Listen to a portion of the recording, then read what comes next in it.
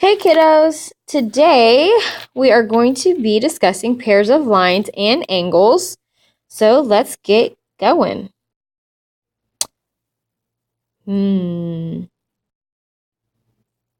right, so parallel lines. So this should be somewhat of a review right here. Okay, parallel lines, two lines that do not intersect and they are coplanar. Their segments and rays are parallel when they lie in parallel lines. This symbol right here with the two lines, all right, up and down, these two vertical lines, means is parallel to, as in line M is parallel to line N. Okay, so that is our symbol that we use for parallel lines. Hopefully we recall that skew lines are two lines that do not intersect and are not coplanar, but remember, skew lines are also not parallel, okay? They're not parallel.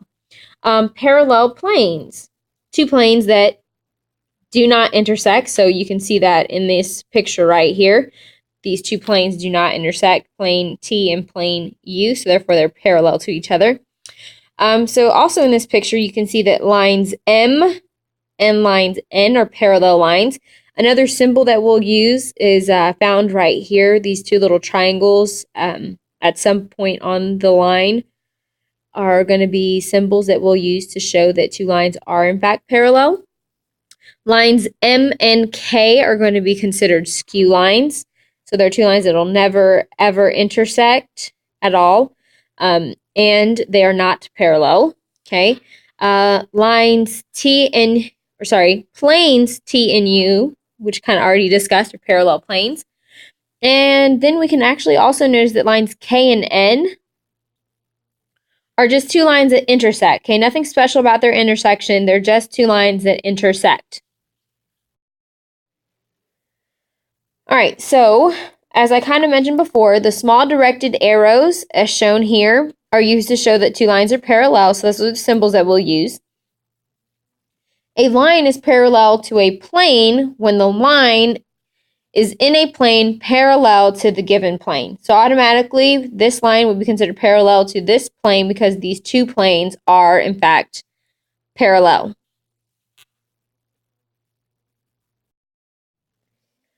Transversal. Okay, so some vocab here. Make sure that you know it. A transversal is a line that intersects two or more coplanar lines at a different point. Okay, so in this example here, this picture here, we have these two lines here. Then you have a line that's intersecting both of those lines. So this line here, line T, would be considered the transversal. All right. Corresponding angles.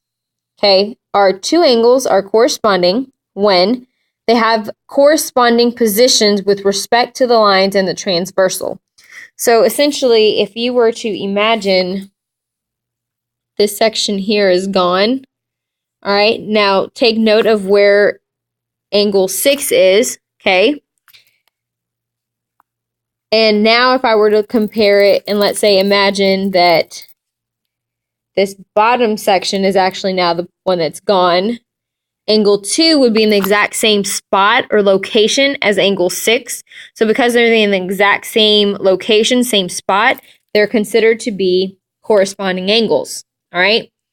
So for example, angle 2 and angle 6 are right at the transversal. So notice they're on the same side and they're in their exact same location, same position, same spot. So therefore they are corresponding. Another form that we have here are alternate interior angles. Now, I want you to think about the word alternate.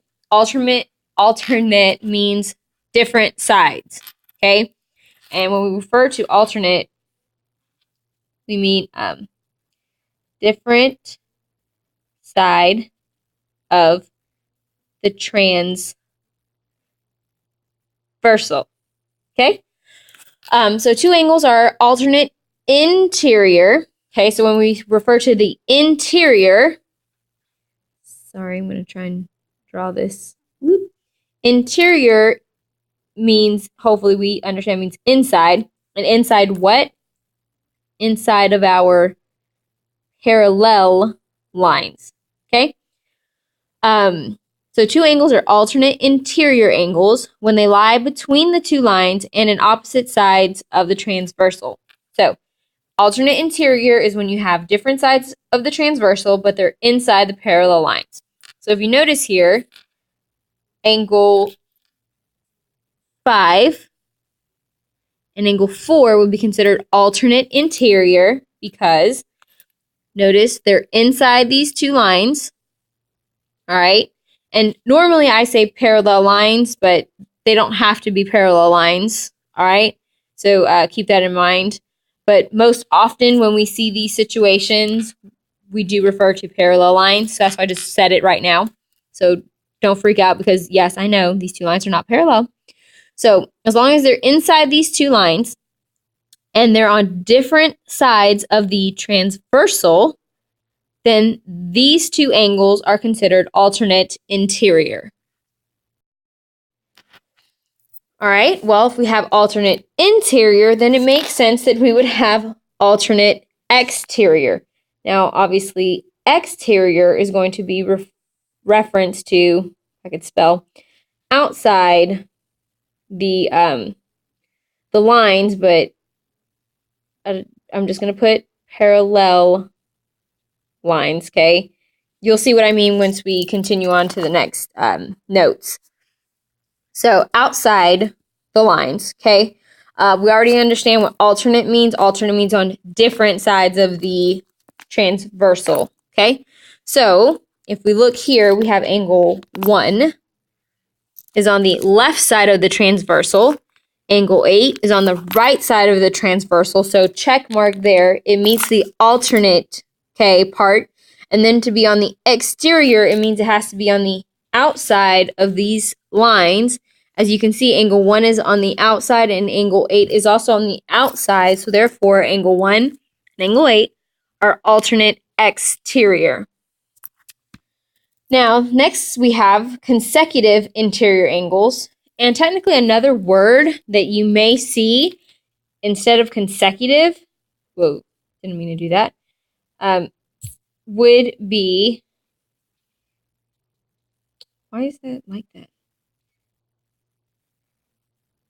Sorry, I didn't mean for the font to be that big. Same side. Okay, so consecutive can also mean same side, and that's in reference to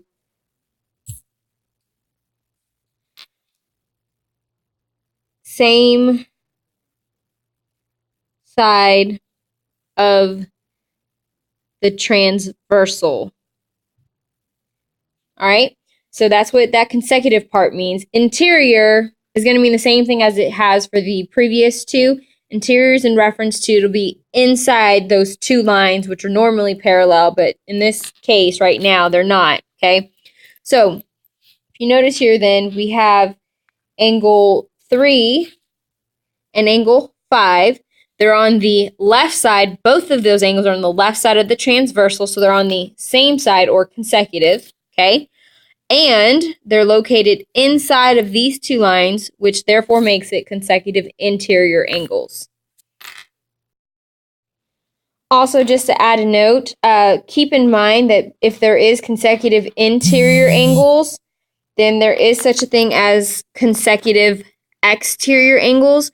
So, for example, here, if I picked number 1 and number 2, those two angles would be considered consecutive exterior, okay, because they're on the, again, same side. They're both on the right side of the transversal, and they're on the outside of these two lines. So, therefore, those would be consecutive exterior angles. So, example 1, identify lines and planes. Think of each segment in the figure as part of a line. Name all of the lines or planes that appear to fit the description. So, A, all lines parallel to line CD and contains point A. So it has to be parallel to this line and contain point A. Hopefully you see that your option is going to be segment AB. B, all lines skew to line CD and contains point A. Remember, skew means that they do not intersect and they are not parallel, okay? So we can see we probably have this as an option. So segment AH. And there's got to be another one. So let's see. It looks like it's probably going to be this diagonal AG, segment AG. All right, C. All lines perpendicular to CD and containing points A. So remember, perpendicular, vocab, throwback, means that two lines not only intersect, but more importantly, they create 90-degree, aka right angles at their point of intersection. So in this case, that would have to be line from A to D. As you can see right there, it does make a 90-degree because it's showing us that. So line segment AD. Now D, what are all the planes parallel to plane EFG and contains point A? Now, first thing that you have to figure out is where is plane EFG? So let's identify that EFG. So notice we're referring to this bottom portion, and a plane parallel to that would be plane, looks like ABC, which would be this one up here at the top. Those two planes would be, in fact, parallel. All right, identifying parallel and perpendicular lines. Okay, the given line markings show how the roads in a town are related to one another. Name a pair of parallel lines. Name a pair of perpendicular lines. So let's go ahead and do that first. All right, so a pair of parallel lines. Notice you have a few actual options you could probably go with, but I'm going to go with the ones that I see a specific symbol, and that is right here. I notice that this line, or ray, I should say, and this ray contains a certain symbol that tells me that they are, in fact, parallel. So I'm going to say that ray DM would be parallel to ray EF. So these two rays would be parallel.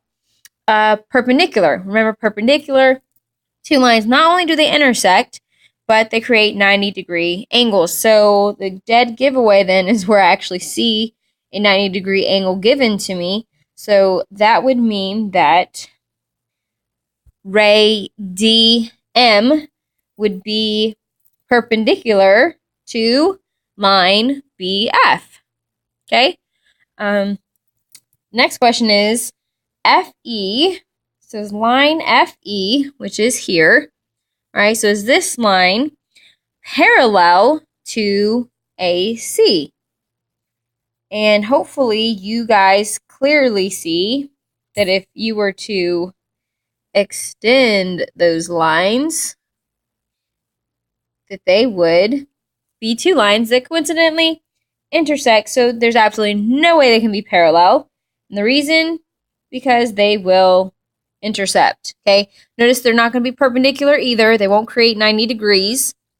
All right, but they are going to intersect. Example 3, identifying pairs of angles.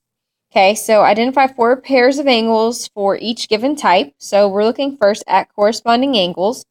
So notice what I did here was I created this box here to cover up a portion that I don't really want to focus on. So if I want to focus in on only these two lines, okay, and this is my transversal, then I'm going to cover up this section over here. And then let's say instead I want to use that part. So I want this to be the transversal and these to be my two lines, and I'm going to cover up this bottom section, okay? I think personally, especially when you have a graph like this, or sorry, not really a graph, a picture like this, it makes it 10 times easier if you take out a sheet of paper and cover up a section that you don't really need to refer to, okay, in a sense. Now, technically here, there's actually a multiple different answers that you can get here. but I'm going off of the premise that I'm going to be covering up certain sections of it. So based on that, what would be the corresponding angles? Okay, so first you have angle 2. Remember, corresponding angles are angles that are located in the same location. All right, so in this case, angle 2 and angle 5 would be corresponding. Angle 1 is in the exact same location, it seems, as angle 8. All right, now let's say I move my my paper here in a sense to cover that section, and now I'm looking at, this is the transversal, and these are my 2 lines, and I'm finding corresponding. Angle 3 will be corresponding or in the same place as angle 11, and angle 4 is in the exact same location as angle 12.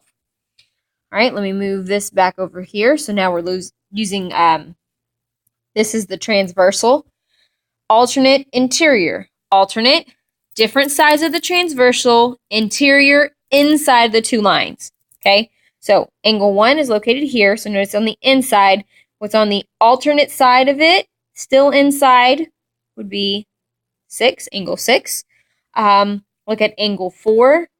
Alternate would be on the left side of the transversal, and inside here, it looks like the answer would be angle 5.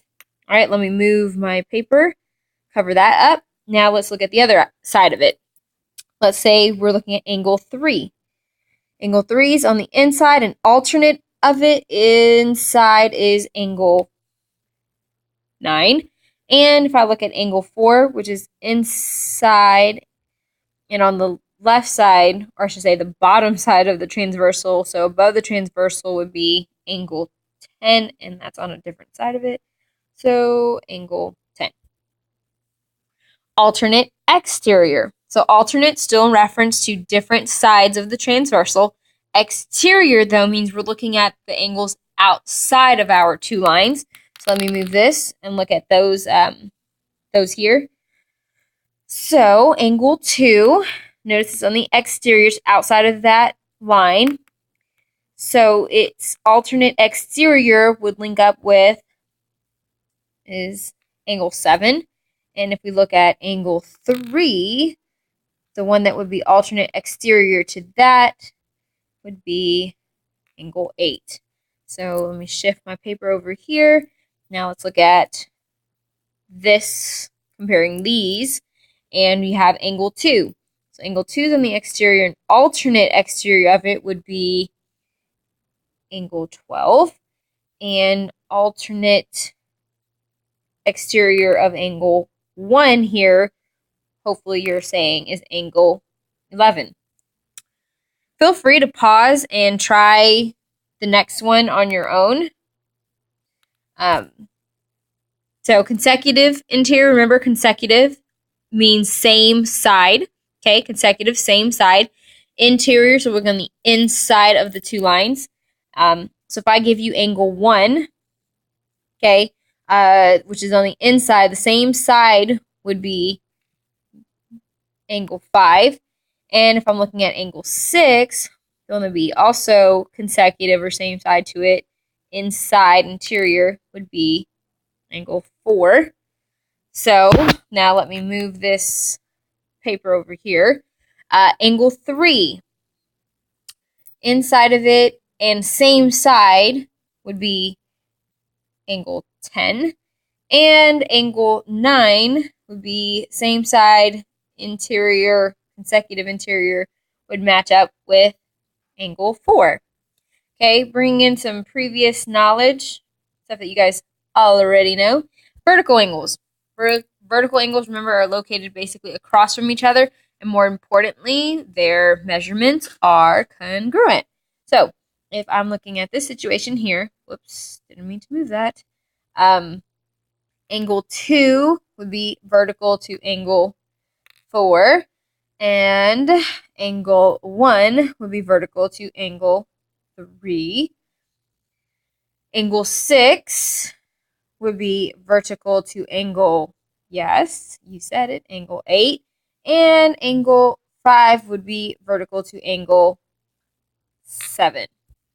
All right, for this next part, linear pairs. Remember, linear pairs are pairs of angles that are adjacent and form a straight line, which would lead them to be supplementary, which means they add up to 180 degrees.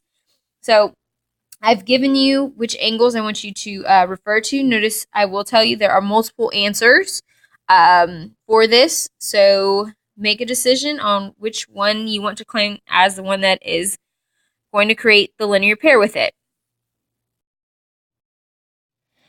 All right, example for classifying pairs of angles. So classify the angle pairs as either corresponding, alternate interior, alternate exterior, consecutive interior, vertical angles, linear pair, or no relationship.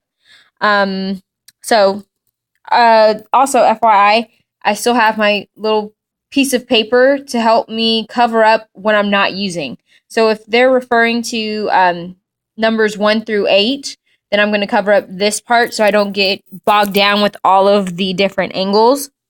Okay, or let's say they're talking about numbers 9 through 16, then I would cover this portion. Okay, same idea goes, let's say they're talking about 5, 6, 7, 8, 13, 14, 15, 16, then obviously I can manipulate this to cover that section up. Okay, so keep that in mind when you're doing these type of problems. Makes it a lot easier if I can cover up what I don't need to use. All right, let us begin. A, angle 15. Angle 15. Where are you, angle 15? Angle 15. Didn't mean to move it. Okay, angle 15 compared to angle 11. Okay, so notice I don't need this part of it, so I'm going to cover that up. What do I notice? They're on the same side of the transversal. Okay, but one's on the inside of the lines, one's on the outside of the lines. So, okay, so consecutive doesn't work. I noticed they're in the exact same location. Same location. What does that mean? Hopefully you're saying that means that they are corresponding angles. All right. Now let's look at the next B. Let me move that over. B, angle 6. Angle 6, angle 6. Where are you? Angle 6. Okay, angle 6 right here. And angle 13. So again, I always like to cover up what I'm not using. So whoosh, that's gone. Looking at, okay, so I do see that they're on the same side of the transversal. Okay, so that's helpful. Same side of the transversal. And they're located on the inside of these two lines. So same side of transversal, inside of that would make them, sorry, that's the wrong one. Consecutive interior, same side interior, consecutive interior. All right. Now C, angles 5 and 8. Oh, angles 5 and 8. I don't even have to move my little black paper. Angle 5, angle 8. Across from each other, they're across from each other, which tells me then that they are, dun dun dun, vertical angles.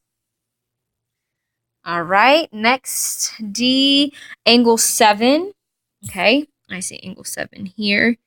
Angle 2, I gotta move this. There's angle 2. Angle 2 I see over here. Why am I moving that? Angle 2, sorry. All right, angle 2, angle 7. All right, so I'm talking this out. So there's my transversal. One's on the left side, one's on the right side. So they're on different sides of the transversal, okay? And they're located on the outside of these lines. So exterior, different sides located on the outside. So that would lead me to conclude that these are alternate interior angles. And, all right.